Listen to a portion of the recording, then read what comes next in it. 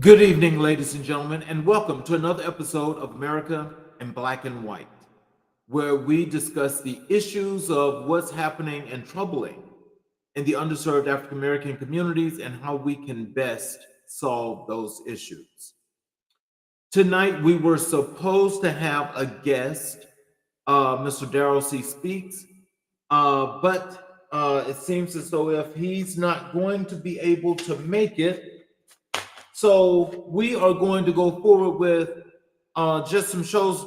With this show tonight, I'll just be talking about some things that's happening that I definitely would love for us to work on and to make best in our communities.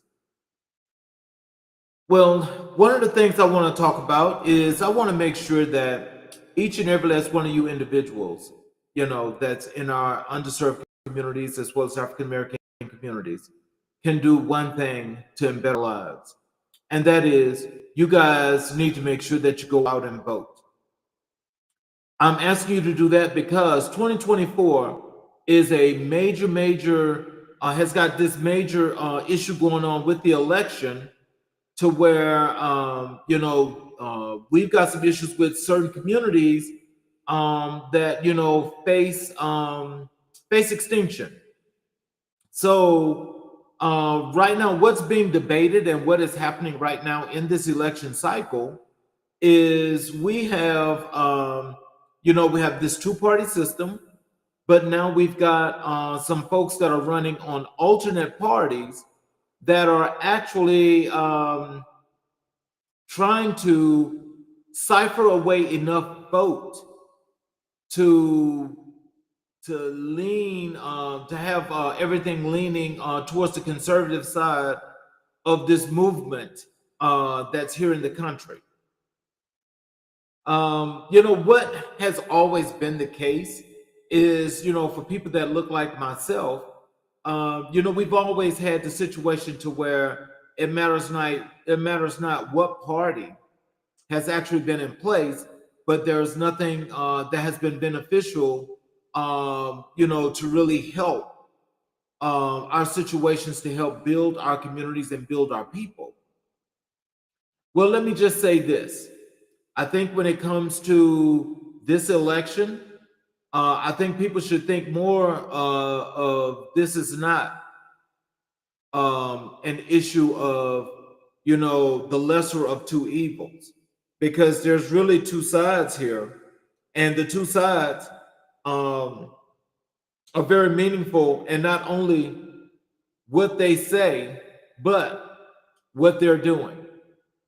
And so I'm saying that to say is that when it comes down to the Republican Party, the Republican Party is actually the party that's actually leaning more so on the negative side and a negative impact on people that look like yourself and me.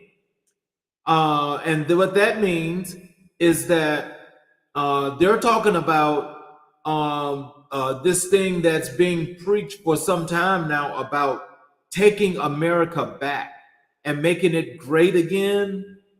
I don't know what that means, but I can tell you from my understanding of what that's supposed to mean is that people that don't look like me, or that has always had the actual opportunity, to have this free leg up, or to have a booster seat at any time, feel like they're the ones that should be in charge of America.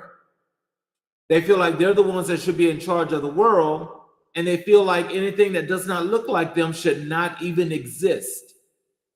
So what that means, making America great again, is reverting the country back to where not only are Black folks not having or anything that's not white does not have the ability to vote, but women should not have rights. So that in itself, I call that a double-edged sword.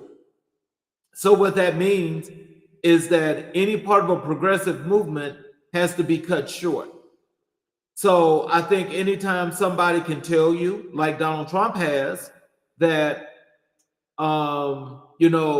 he's guaranteeing that one, he's not going to come out the White House if he gets back in there because he wants to become the king of America, which should never be. And number two, they want to take away um, DEI as they have with affirmative action, meaning that people that look like myself should not even be in any conversations that's dealing with what's going to make this world what it's supposed to be. Number three, they want to take away the Department of Education. And if they take away the Department of Education, since they've already stripped the country of affirmative action, and now they want to take away DEI, what that means is, they can decide who goes to school and who don't go to school, because that means that a lot of these educational programs that are here in place would be set to where only the folks that have always been the people that have benefited from everything that's happened off the backs of everybody else, that these are the people that should be educated and have the opportunity to do whatever it is that they see fit when it comes to running this country. Well, the fourth thing is, of course, as I mentioned, the rights. That is, there will be no voting rights for folk that look like myself. I know they call us minorities, but we're not the minority. We're the majority, because people that look like myself make up 90% of this world. The minority are these people that are in charge of the system that's causing everyone else a problem. So they're the ones that are trying to take away voting rights. They're trying to take away women's rights in order for them to vote, to have babies, any of that nature, where they're actually trying to control their bodies. But this is where each and every last one of us that has a say-so, has a vote, and have an opportunity should let that be known. Now I'm going to tell you what the X factor is, and I call it an X factor because I really don't understand where it comes from. But we have this thing that people are running around here in the media, the big time media, talking about this thing about black men for Trump. I don't know where that comes from. I have seen some of those things actually, in media. But I will tell you this: nobody asked me what did I think about that, because that was not about me. And so, if that's the case, then we have, um, ladies and gentlemen, our guest, Mr. Darryl Speaks, has joined us tonight. Let's welcome him to the show, please. Hey, Hello, Mr. sir. Brother King. Hey, I apologize on the challenges of moving around and things of this nature. And God knows He wants the best for everything, but blame it to my head, not my heart. Not a problem. How are you this evening? You know, God is good. We just have to be grateful for everything, the goods, the bads, and the uglies, and just keep on moving and marching forward. You know what I mean, brother? Oh, I do. So as we, as I had started so forth, can you tell our audience a little bit about who Darryl Speaks is and what you are working on at this moment? Absolutely, absolutely. Well, my name is Darryl C. Speaks. I'm a family man of three lovely children. My baby's in college, my middle's in the Navy, and my oldest is a professional with two nice, beautiful grandchildren, Zion and Atlas. Single gentleman, born and raised in New York City, been in Florida for over 30, 40 years, well, 40 years, and down in Miami. And I'm traveling now the country to fulfill a mission to empower the Black economy on a global scale. So we have two major companies. The first company is the Sable Ascent Coin Corporation, where I'm the chairman and the CEO and the founder. It is a digital currency and wallet system connecting the African and the Black economy to provide prosperity through transactions. And then our latest venture over the past 2 years has been the Building Black Business Expo, which is another zero barrier to entry platform, which allows for growth, resources, tools, and opportunities, coaching and mentorship in the for-profit and nonprofit world, and an expo and a meeting and a coaching brand that we're doing across the country. So tell us what inspired you to start your entrepreneurship journey? Well, everything is about solving problems, right? So my entire life as a young man, and now more into my elders, it's always been about solving problems. It's always been about, for me, it's all about my community and my people. And so I'm unapologetically about my people. It's not that I don't like anyone else. I just love myself more. So I always find myself solving problems that I see in the world, and my motto for myself is live in the world you have while you build the world you want to see and live in. Hmm. That's a really good thing, and I think a lot of people need to more than just feel that way, but I think they should act on those kind of actions because it's the positive reinforcement and positive thoughts that bring about positive change. Absolutely, absolutely. And I think, unfortunately, a lot of folks are scared to execute and move on their goals and ambitions because of fear of failure or fear of ostracism and things of this nature. But if you understand, it's not really you against the world; it's really you against you. And every day, each of us has to wake up and look at ourselves in the mirror and see what it is that we actually truly want to do, want, and have, and you need to go after it on a daily basis. And all the criticism is just light fear from other folks putting that fear on you. So you shouldn't be afraid of it. You should just fight through it and go for your dreams. Can you share the biggest challenge you faced when starting your businesses? Absolutely. The biggest challenge that you're going to face, I think, every person is getting over that first step, getting over that thought. For me, it's always been about execution, and I've always know that if you don't have what you need, whether it's resources or counseling or partnerships, it's out there, it's available, right? So the key now is to understand that everything that we need is out there. And my biggest challenge has always been just taking that first step. After you take that first step, the rest becomes, ups and downs like everything in life. So it's always been about taking that first step.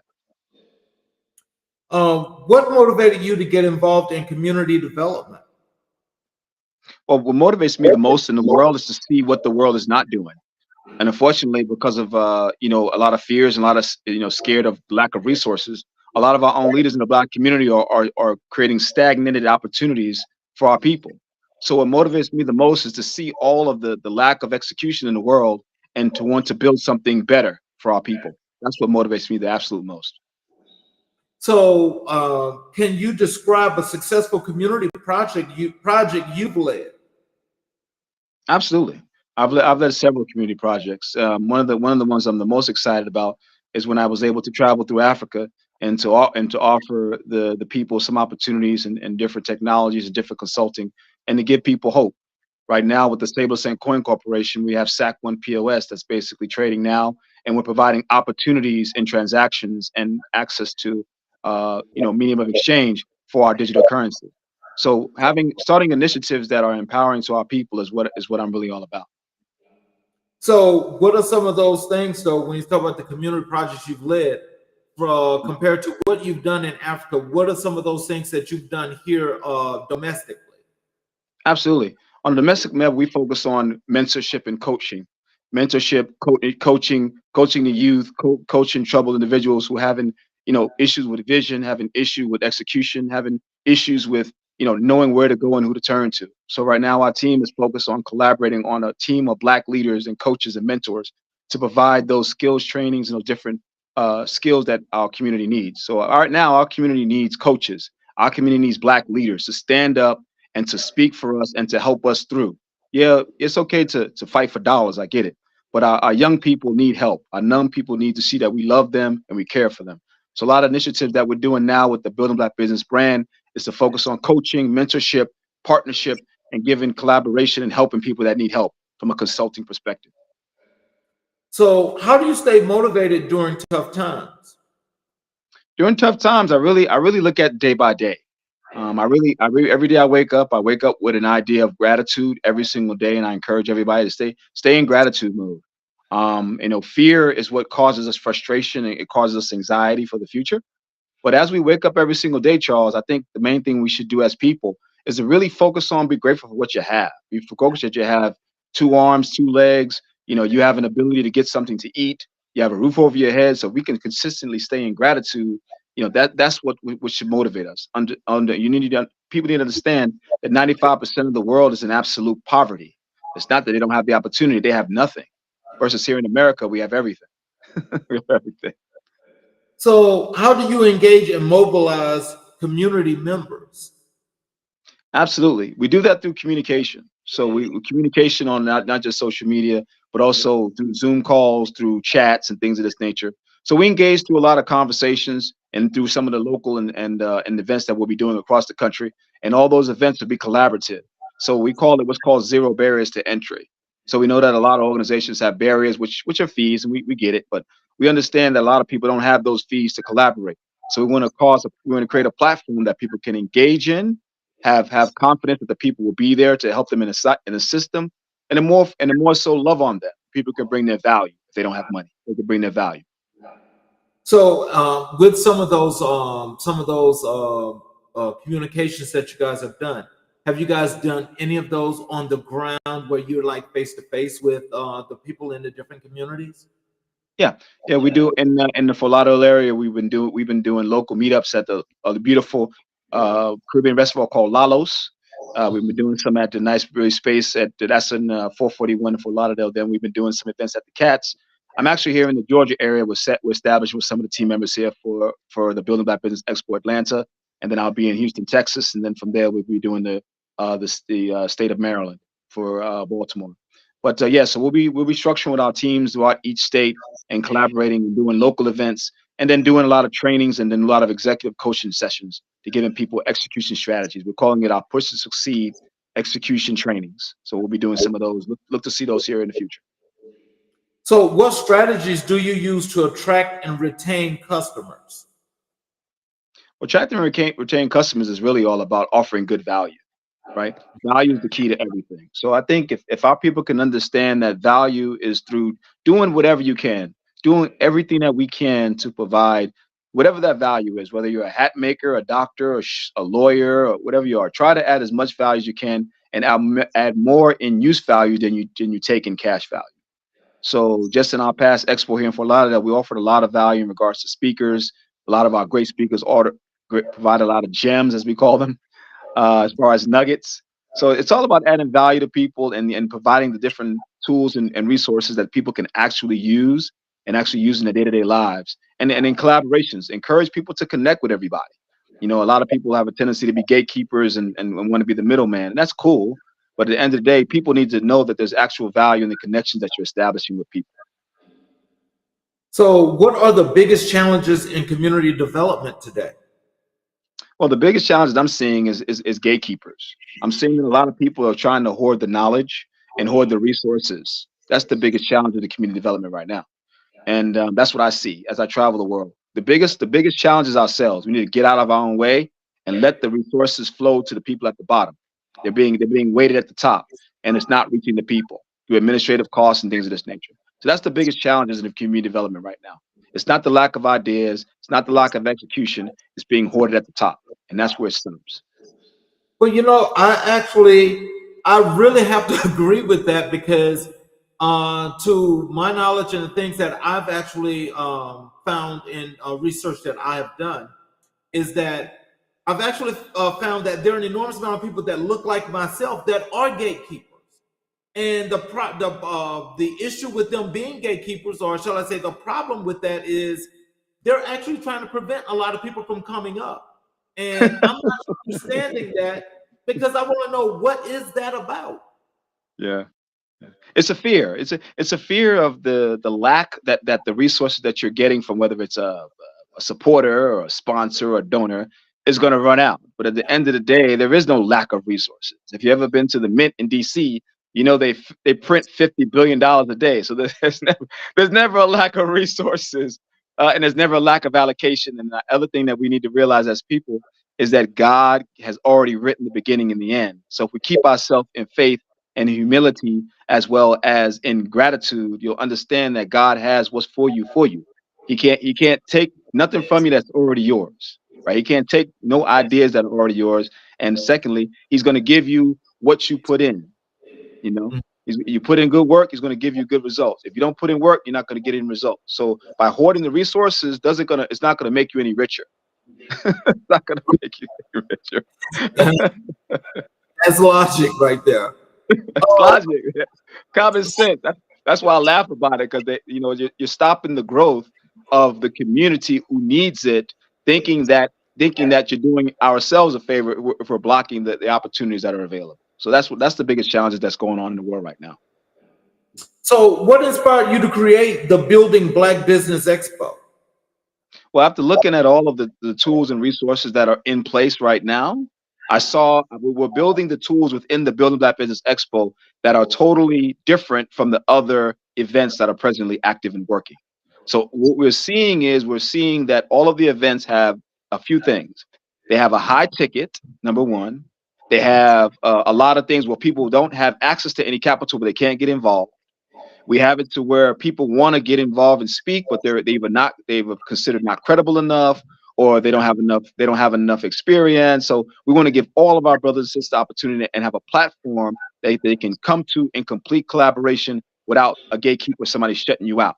So the Building Black Business Expo is about collaborating all of our businesses, all of our cities, and it's basically about the economy. It's not about a county. We're stopping our growth because of county line, county lines. I gotta laugh about that because it's funny to me. It's funny. So we're blocking ourselves because you say I'm in County B and you're in County C, but County C needs help. But because I'm in County B, I can't help you. But you say you love me and you're my brother. Yeah, exactly. Exactly. So we're building all the things that we see that are happening, and we're building the total opposite in the favor of our Black communities. So, how has the expo evolved since its inception? Oh wow, that's a great question, Charles. I think we rely on a system of faith, family, and finance. That's our motto. So that's in my heart, and that's what I'm delivering to the people. So again, people are moving in something that they see as not just valuable, but something that resonates with their soul, something that resonates with their being.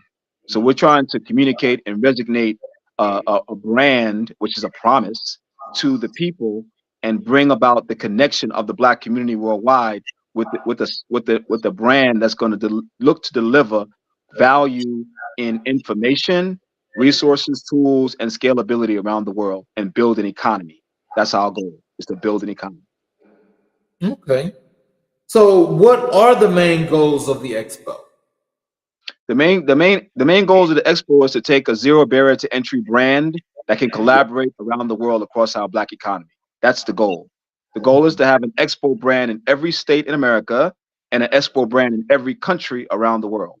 That's the promise. And then they Okay. all can have an opportunity to collaborate together in what's called the group economics model. So there is no one excluded. There is no one left behind, because through that model, we can create literally hundreds of millions of new opportunities and jobs from people that look like us. So, can you tell us what does that model look like? Because I mean, when you say that, that sounds like something that's really prolific, and that is something that we can all use. But what does that look like? What can we visually get from the words that you can explain to us that this is the thing for us? It's clear. You start stateside with one major city where we're the populace, right? So you start with the major cities. The major cities are Detroit, the DC, Maryland, Atlanta, Georgia, Houston, Texas, California, Chicago. Those are the major hubs. Then from there, you collaborate the state. So you built it stateside. So you collaborate not just one city, you collaborate the state and all the Black leadership in that state that can collaborate and converge on that one event. Then you collaborate the events and you connect them together through virtual and technologies, through applications, through Zooms, through all of the communication, so that all of the expo brands are connected together. And then you do networking events, local networking events in each county that move towards the big event every single year, that people can move from event to event. Now, if people don't have money, that's fine. What you do is you let them volunteer, you let them serve, you let them lead. You don't just shut them out because they don't have $300. You give people the platform to use and to market their brand, and their brand can pay for the ticket. They can be an affiliate, they can be anything they want them to be. but you allow the people to use a platform that they can grow and thrive. Okay. Um, how do you select the businesses and speakers featured at the expo? We don't select ourselves; they present themselves. So we have a board. So it's like, listen, if you got the resume and you want to be a speaker, be a speaker. Nobody's stopping us. We don't want them to say, oh, you don't have the credentials. You got the skill, you got the background, you have the business prowess. Come on, brother. Come on, sister. Share your value to the community. We all got value. That's number one. It goes through a board. You send a basic resume or what have you, and the board looks at it. Oh, they got some experience. Check out social media. Let the brother be a speaker, right? Let the sister be a speaker. And then the vendors. Basically, as long if you got a product, you have a service, you have a technology, you have a brand, we want to make it cost effective. You know, as low as $100, you could be a vendor for 2 days. You don't have the $100, invite some black-owned businesses to get involved and be an affiliate and earn the money, right? You can earn a commission. So we don't want to leave nobody out that wants to come in and be a part of Oh wow, now that's definitely enlightening. it. Yes. Um, so can you just tell me, like, because I understand how revolutionized this is because it's really meaningful. Um, so when it comes to, like that, I call that from the bottom up. Mhm. What gave you the idea, or what led you to these ideas to come up with this concept to build out? I'll be honest with you. I got it from traveling to Africa. In Africa, you don't have infrastructure. You have minimal banking infrastructure. You have all these shops on the side of the road that if they had somewhere where they can converge and be able to share their wares, they don't have money for a monthly fee. They don't have money for a shop. All they have is the seeds they have or the fruit they have, whatever they have to sell, they're going to sell. So I said to myself, if I'm going to build a system and a platform that can embrace my community, my economy, and I can take it around the world, I have to build something that it allows for zero barriers to entry. It can't be high fees because it's not going to be scalable. It's not possible. So you get everybody an opportunity and a place to come, get involved, share their value, and that way people can be able to know what's being offered everywhere where there's an expo. Not importantly, but more importantly, what products are in that community. Okay. What impact has the expo had on the local business community? Oh, it's going to have a great impact because again, remember, we're doing not just the bigger expo once a year, but we're going to be continuing to doing it to collaborate with leadership in each state to offer smaller events leading up to that. And then we'll be providing coaching sessions as well. And then you'll have also coaches within our platform, our WhatsApp groups and our Zoom groups that actually provide you actual coaching. So if you need help, you can email us at marketing@bbbptexpo.com and somebody will get back with you and see what you need, brother or sister. And we love to help you. We love to point you in the right direction. How do you handle competition in your industry? We don't believe in competition over here. We only believe in collaboration and unity. Competition is an abstract. It's a fear. It's Okay. a fear. We don't have fear. We're covered by God. So here's an example. If I don't know what state you're in, but if you're in the state of Florida, the state of Georgia, or Texas or Maryland, and there was 100 black realtors, that's not enough. If there's 100 black plumbers, 1,000 black plumbers, that's not enough. If there's a million doctors, that's still not enough. There's never enough, right? If there was an expo once a month for every month indefinitely, it's not enough. What there's not enough of is execution. That's not Wow. enough. I am here in Metro Atlanta as well. Good, And good, good. So we'll do some coffee. I'll be here. I'll be here for quite a while, for at least 2 weeks. okay, cool. Definitely. What role does innovation play in your business? A lot of innovation. We're including some innovative tools, some AI technologies. We're including blockchain technologies, cryptocurrencies, and other tools that are going to help our people to understand the importance of not just digital technologies, but also innovation. We also offer SaaS, which is called Sales and Marketing as a Service. We also offer administrative tools for back-end services like call center services and things of this nature. So we're really innovative when it comes to technologies, and we want to help people that need help as well. Okay. Um, how do you measure the impact of your community projects? We measure through the people. We measure through the conversations. We measure through engagement.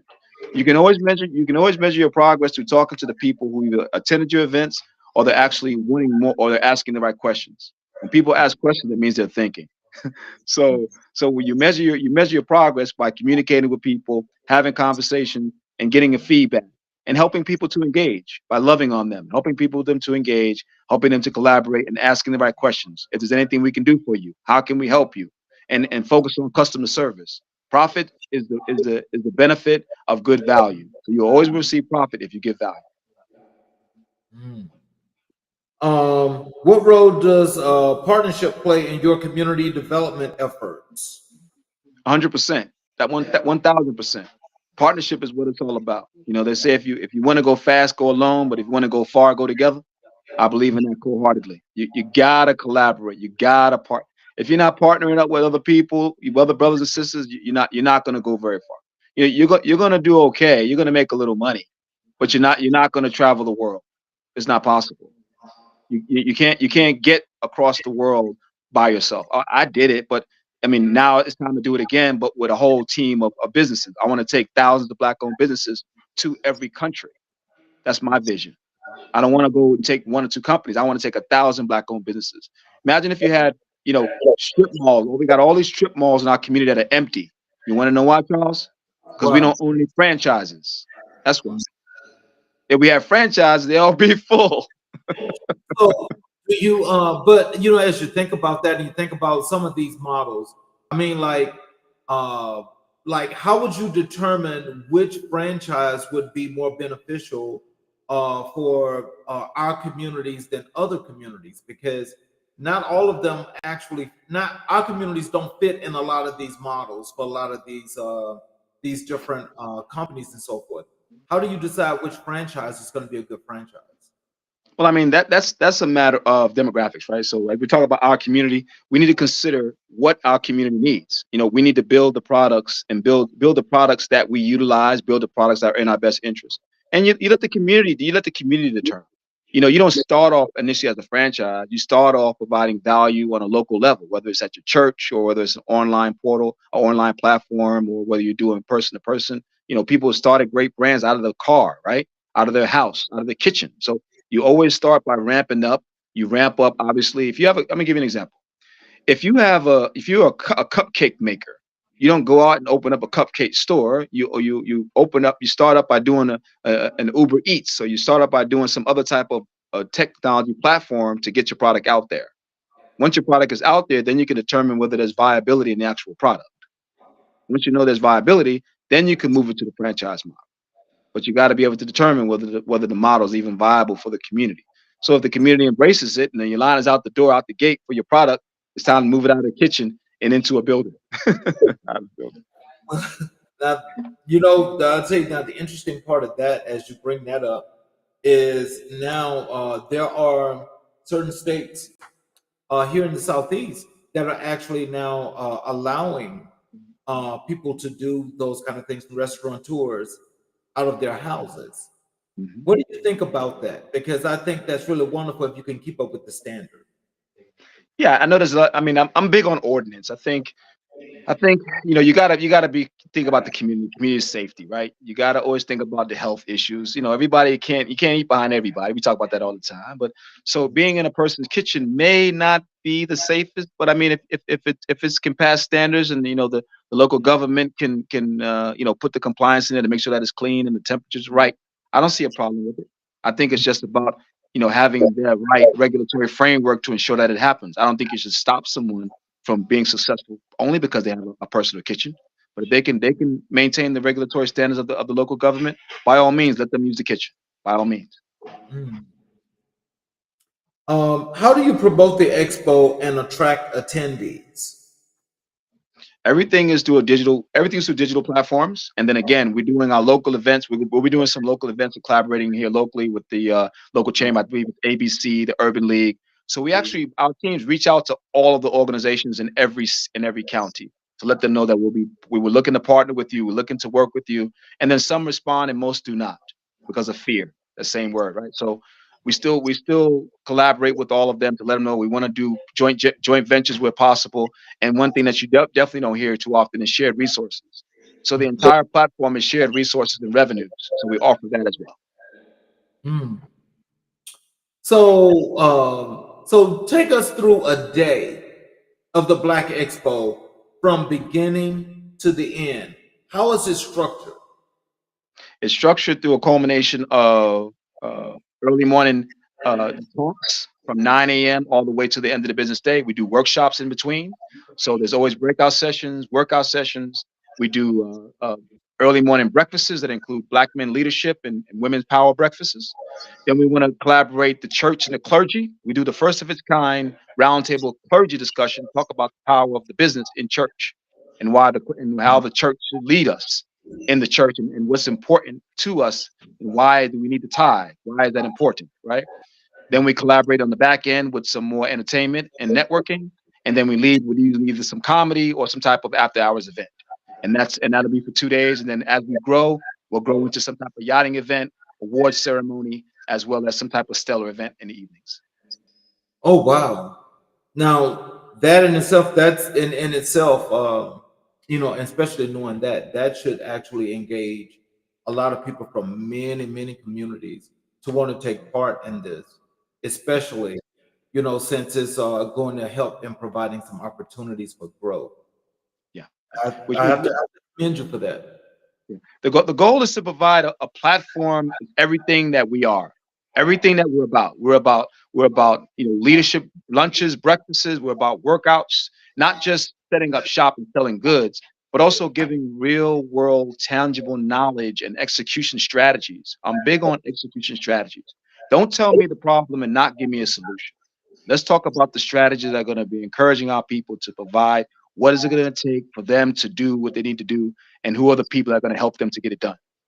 What are the resources that are available, right? And then we got to include the church. The church in business you rarely see. I know.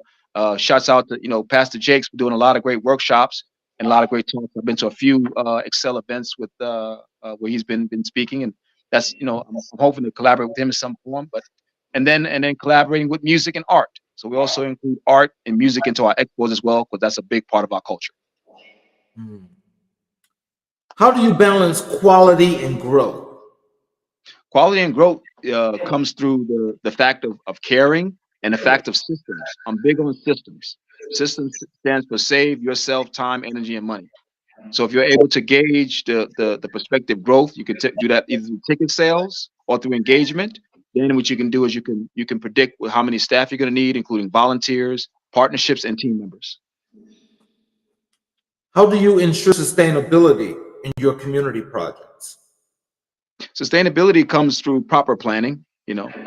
I think proper planning and organization. Budgeting. Obviously, we need to do a lot of that, and getting a lot of professionals engaged through the collaboration model.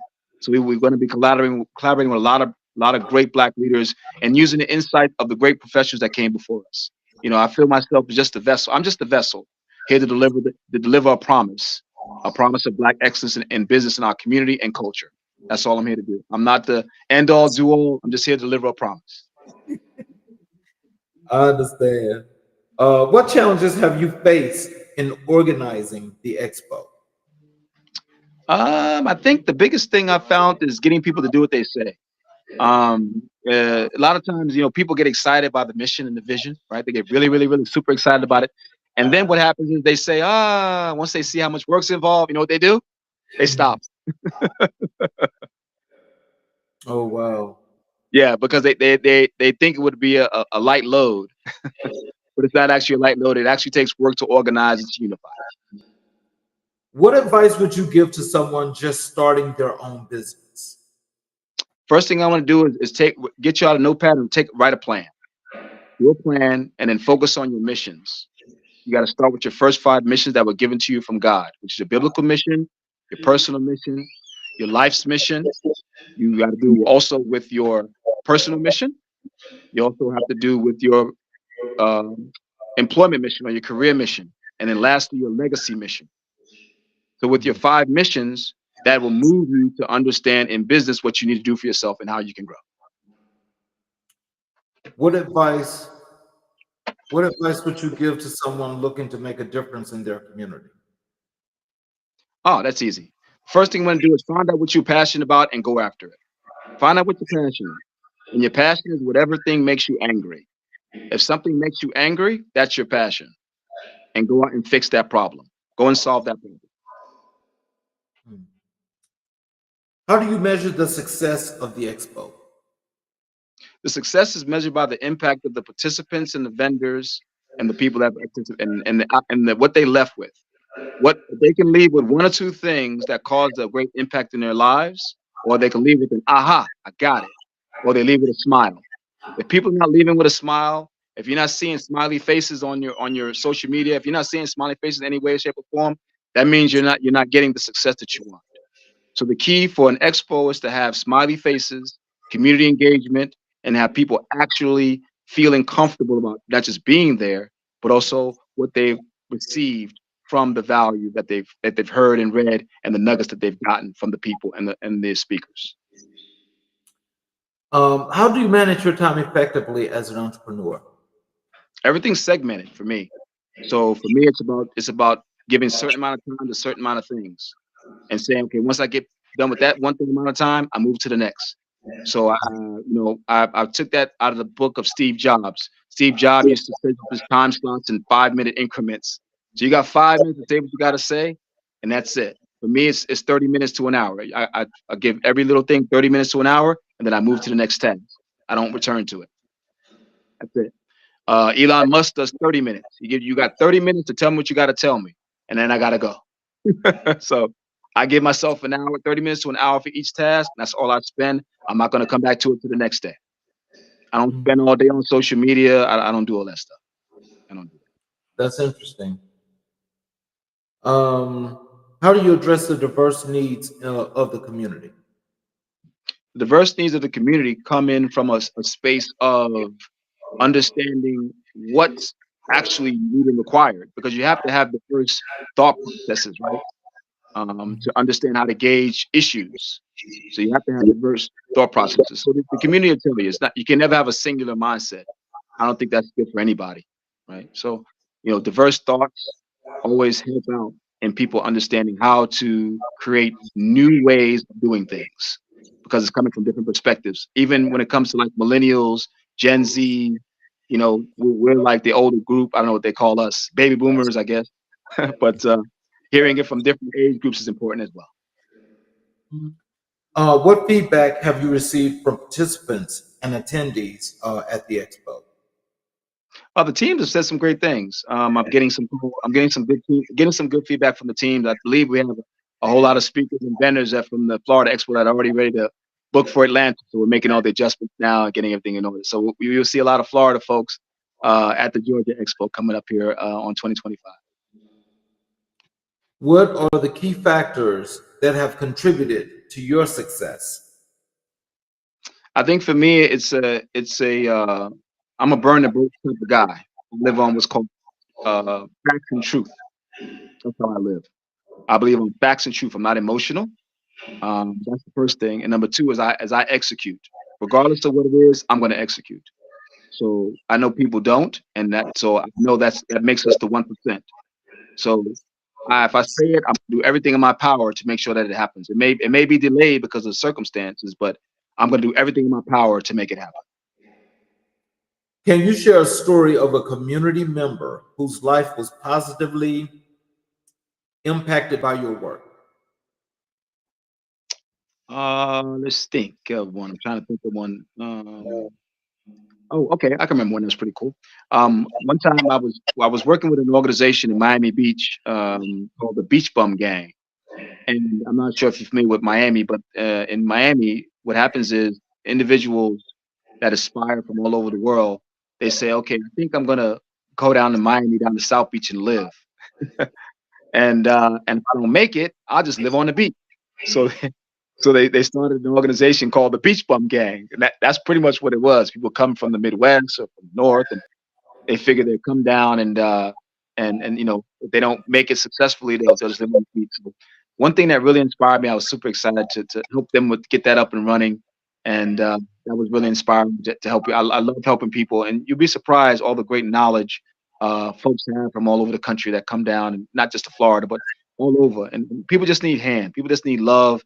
People just want somebody that can listen to them. And that was one of the things that really motivated me to sit back and listen to some of these people's stories and understand what's going on and some of the plight, whether it be a family issue or they lost their career through an uncircumstance and out of their own, and things like that. So I really like listening, coaching people.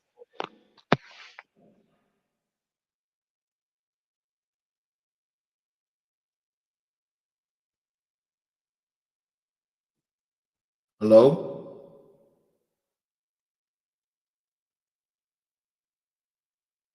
Hello?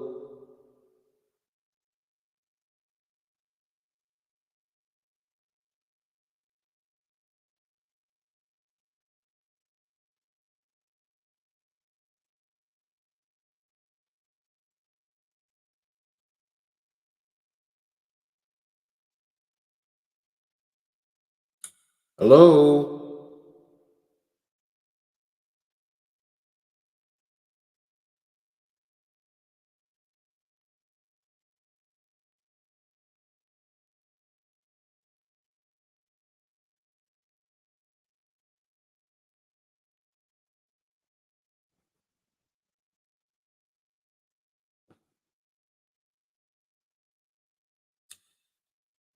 Well, I guess we just lost Mr. Speaks. Um, I thank him for that time that he did put in. Uh, it was it was good. We appreciate the time that he spent with us, and for those that do get the opportunity to visit and be a part of the expo, it sounds like it's going to be a really, really good thing to do. And I hope that there's joy for those that do attend. So at any rate, um, I'm going to say that as we got into the show actually, um, I don't know. It's kind of like it's got me a little speechless. I hate that we're actually having this issue here between what transpired yesterday and what has transpired today. It seems like we've got some guests um, that wanted to be prepared and ready for the show, but they probably really weren't. I want to tell you all to please have a good day and have a great evening. Thank you all for the time that you spent with us. But we will definitely have a much better show for you guys tomorrow. Please have an excellent day.